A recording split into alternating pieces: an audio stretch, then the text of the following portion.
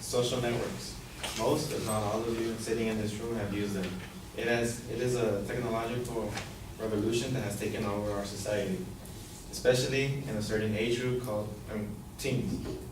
For example, in middle school, there's a lot of kids that, social networking was first focused for college students, people, adults. But then now, for example, my sister, she's 12 years old and she's in middle school, and now apparently she has a Facebook and more friends than me. But today I will be stating the negative effects social networking has on teens. And I will be stating it by three secondary claims. The first would be lack of productivity it brings along, negative effects it has on privacy, and the last one is a big issue now, is cyberbullying. My first claim is social networking negatively affects productivity. Social networking affects how we complete certain objectives and how long it takes, which overall affects the rate of productivity from the smallest to biggest objectives. Social networking does increase distraction. Students are religiously connecting themselves to it and are continuously signing online every once in a while to check their statuses. Which means, in class, when you enter, well, especially college classes, you see people on their cell phones, mostly on Facebook. It causes a distraction for the lecture of the teachers. A quick fact is 189 million of Facebook users are mobile only, which means that a large group of people just use it on their mobile, which causes an easy distraction. For example, if I were talking to you and you start using your Facebook on your phone, it's quickly accessible and you can use it anytime.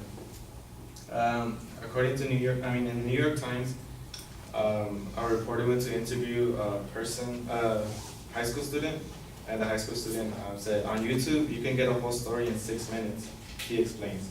"A book takes so long. I prefer the immediate gratification," which shows, people are getting adapted and addicted to these type of social networking sites. It's easier to get around things.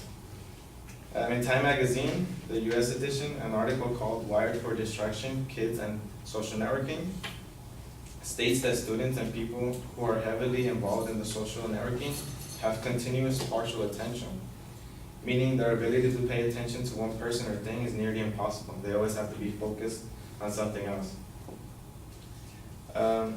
Another thing is that social networking is easily accessible, which means that, Facebook is free, Twitter is free, all of that.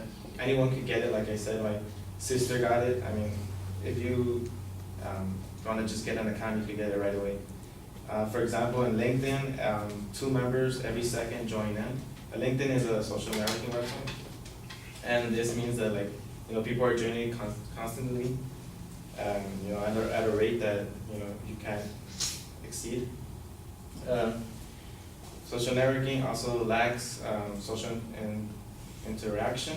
While sites like Facebook, Twitter, and Instagram were created to connect users and enhance social interactions, many research studies shows the opposite, which means that people are getting more, can experience detachment, boredom, and even loneliness.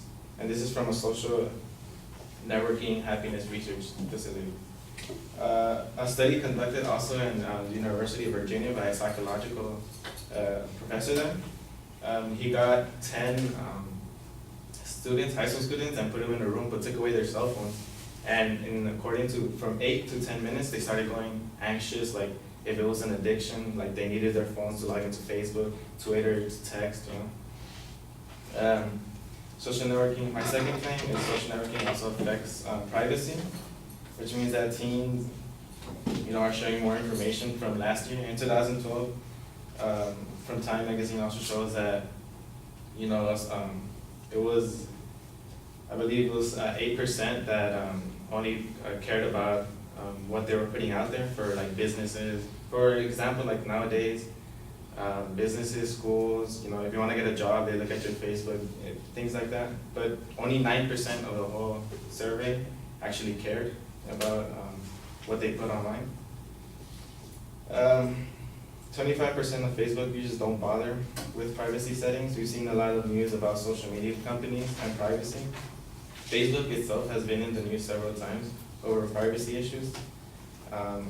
Instagram users recently got into a kerfuffle over changing their terms of service, and the recent NSA news has been, the NSA news about the whole security leak did, like, they did notice that they should put more privacy, but it didn't really change much.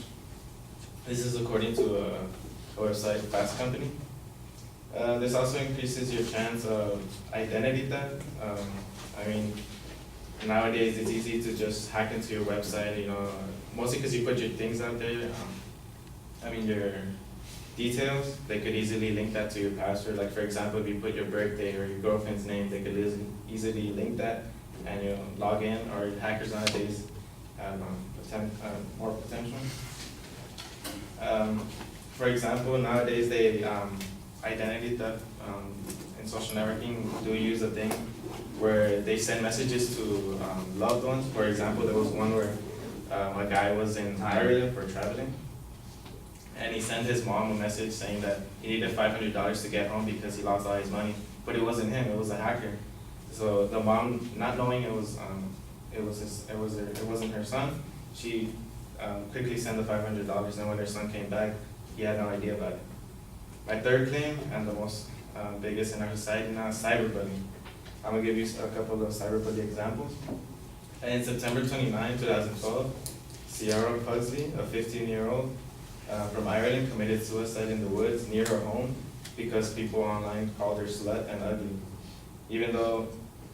And her last post was a reply to a question, which her friend put, "What's been up with you?" And Ciara put, "You'll see soon," which eventually she ended up taking her life. A month after that, one of her friends, Erin Gallagher, another Irish teenager, also took her life for being called fat and judging her appearance. And that didn't stop them from doing it, because 3 months later, her older sister also committed suicide because they were still clowning on her sister's death about her weight. In conclusion, social networking do have negative results, and the lack of productivity, not much privacy, and ultimately cyberbullying will hopefully make you acknowledge and be alert of the fact that social networking does have a negative effect on teens.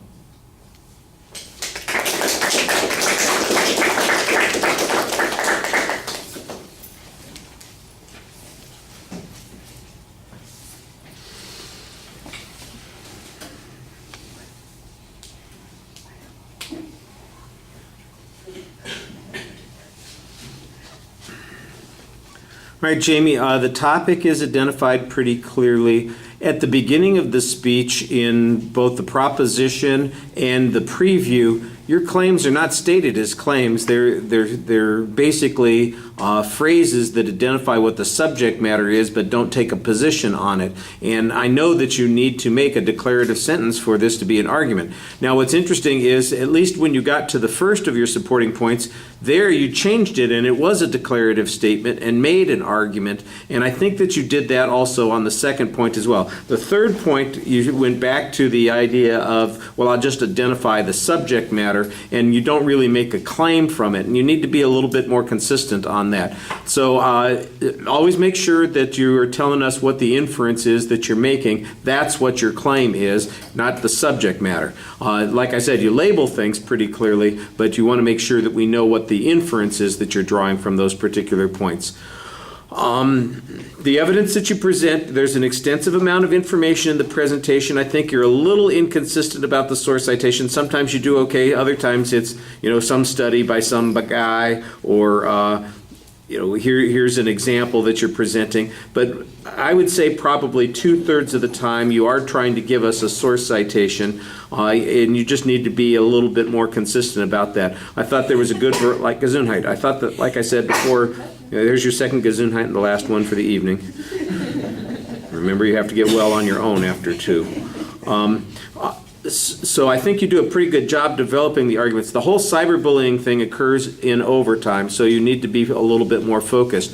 To me, I think that you've got the strongest argument that you've got is that middle one, talking about potential privacy issues that occur because of the the social networks that people are using. I think that that would work a little bit more effectively. That's where you have the strongest amount of information. You've got a couple of good examples there and explanations. I do think you need some statistical information in order to make some stronger generalizations on those points. You did a nice job speaking to the audience. I thought that that was pretty effective, and the delivery is nice. Like I said, it's pretty calm and deliberative. All right, thank you.